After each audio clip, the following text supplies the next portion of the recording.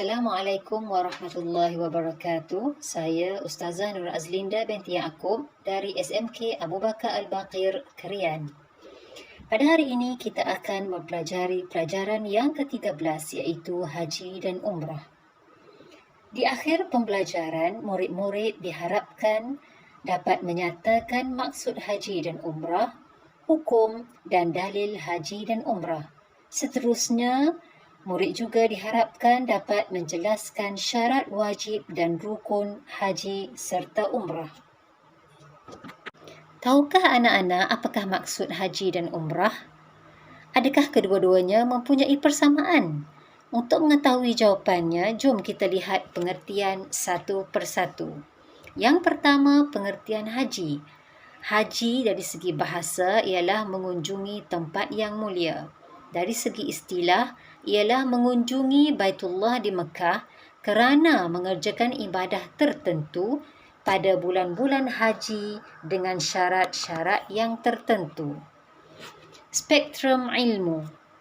Ibadah haji telah disyariatkan pada tahun ke-5 Hijrah. Bulan-bulan haji pula ialah yang pertama bulan Syawal, yang kedua bulan Zulqaidah dan yang ketiga ialah bulan Zulhijjah. Maksud umrah. Umrah pada bahasa ialah ziarah. Manakala dari segi istilah ialah mengunjungi Baitullahil Haram pada bila-bila masa untuk mengerjakan ibadah tertentu menurut syarat-syaratnya. Apakah pula hukum mengerjakan haji dan umrah? Hukum mengerjakan haji dan umrah ialah wajib sekali seumur hidup bagi individu yang mukallaf dan berkemampuan sama ada dari segi keuangan, keselamatan, kesihatan dan lain-lain. Dalil disyariatkan haji dan umrah ialah wa atimmul hajja wal umrata lillah. Maksudnya, dan sempurnakanlah haji dan umrah kerana Allah. Spektrum ilmu. Hukum menunaikan haji dan umrah adalah wajib bagi seseorang yang mampu dan sempurna syarat-syaratnya. Tetapi ia akan menjadi sunat bagi kanak-kanak yang belum baligh dan juga bagi mereka yang telah menunaikan haji dan umrah buat kali kedua dan yang keseterusnya. Seterusnya anak-anak, kita akan mempelajari syarat wajib haji dan umrah serta rukun bagi haji dan umrah. Syarat bagi seseorang itu wajib menunaikan haji dan umrah ialah pertama Islam, yang kedua berakal, yang ketiga baligh, yang keempat berkemampuan dan yang kelima merdeka. Daripada carta yang dipaparkan kepada anak-anak semua, dapatlah difahami bahawa orang kafir dan murtad, orang gila, kanak-kanak, hamba abdi dan orang yang tidak berkuasa tidaklah wajib ke atas mereka menunaikan haji dan umrah. Walau bagaimanapun, jika mereka melakukan juga ibadah ini, maka hukumnya tidak sah bagi orang kafir dan murtad dan juga bagi orang gila. Untuk yang kedua, sah tetapi tidak menggugurkan kefarduan ke atasnya bagi kanak-kanak. Dan yang ketiga, hukumnya adalah sah jika hamba abdi dan orang yang tidak berkuasa tetap melakukan haji dan umrah. Anak-anak sekalian, salah satu daripada syarat wajib haji dan umrah ialah berkemampuan. Maksud berkemampuan ialah pertama, terjamin keselamatan diri, nyawa dan harta semasa dalam perjalanan. Yang kedua, mempunyai kenderaan yang sesuai dan selamat semasa pergi dan balik. Yang ketiga, mempunyai perbelanjaan yang cukup semasa pergi dan balik serta belanja untuk ahli keluarga yang ditinggalkan di kampung halaman. Yang keempat pula, ada kesempatan untuk mengerjakan haji dan umrah. Yang kelima, bagi wanita pula, mereka mestilah mendapat keizinan suami atau wali. Mereka juga hendaklah ditemani suami atau mahram atau kumpulan perempuan yang boleh dipercayai sepanjang mengerjakan haji dan umrah. Rukun haji. Yang pertama, niat ihram. Kedua, wukuf. Ketiga, tawaf. Yang keempat, sa'i. Yang kelima, bercukur. Dan yang keenam, tertib pada kebanyakan rukun. Seterusnya, rukun umrah. Yang pertama, niat ihram. Yang kedua, tawaf. Yang ketiga, sa'i. Yang keempat, bercukur. Dan yang kelima, tertib. Baiklah anak-anak, marilah sekarang kita melihat perbezaan di antara rukun haji dan rukun umrah.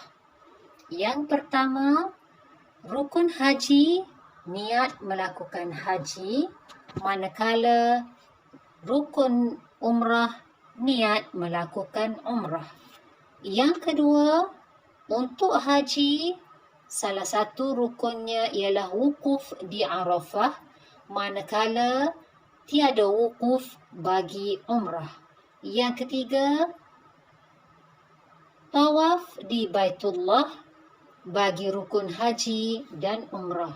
Seterusnya, sa'i antara Bukit Safa dan Marwah untuk rukun haji dan juga umrah.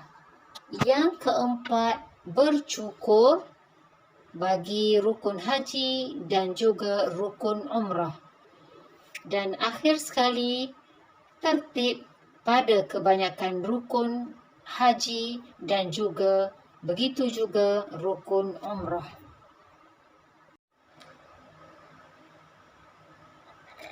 Kali ini anak-anak, kita akan membincangkan setiap daripada rukun haji dan umrah dengan lebih lanjut. Yang pertama, niat ihram. Niat ihram bagi haji ialah nawaitul hajja wa ahramtu bihi lillahi ta'ala. Maksudnya, sahaja aku berniat haji dan berihram dengannya kerana Allah Ta'ala. Manakala bagi yang ingin menunaikan umrah pula, lafaz niat umrah ialah nawaitul umrata wa ahramtu bihi lillahi ta'ala. Yang bermaksud, sahaja aku berniat umrah dan berihram dengannya kerana Allah Ta'ala. Rukun yang kedua ialah wukuf. Pengertian wukuf, berada di padang Arafah walaupun sesaat, bermula dari gelincir matahari iaitu masuk waktu zuhur pada 9 Zulhijjah hingga terbit fajar sebelum masuk waktu subuh pada 10 Zulhijjah. Seterusnya, tawaf. Tawaf bermaksud mengelilingi Kaabah sebanyak 7 kali keliling, bermula dari penjuru Hajarul Aswad dan berakhir di tempat yang sama menurut syarat-syarat yang tertentu. Rukun haji dan umrah seterusnya ialah sa'i. Sa'i ialah berjalan berulang-alik di antara Safa dan Bukit Marwah sebanyak 7 kali. Berdasarkan gambar rajah, anak-anak boleh lihat kedudukan Bukit Safa dan Marwah di luar Masjidil Haram. Jarak di antara Bukit Safa dan Marwah ialah 420 meter. Seterusnya, bercukur.